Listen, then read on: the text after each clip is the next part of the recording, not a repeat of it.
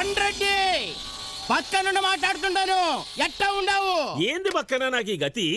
పులి లెక్క సీమలో దర్జాగా మీసాలు మెలిపెట్టుకుంటూ తిరిగేటోడిని ఇట్లా సముద్రాలన్నీ దాటుకొని వచ్చి పచ్చి లెక్క ఈడ దాంకోవాలంటే తల తీసేసినట్లు ఉండాది. దాక్కోపోతే నిజంగానే తల తీసేస్తారు.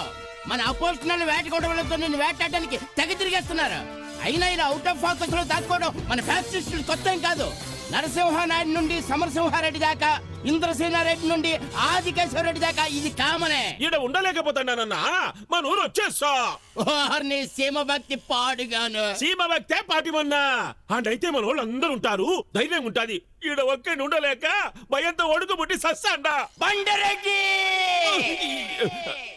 మన ఫ్యాక్టరీ పక్కలో బాంబులు పడినా సరే బెదరకూడదు. అయ్య బాబోయ్!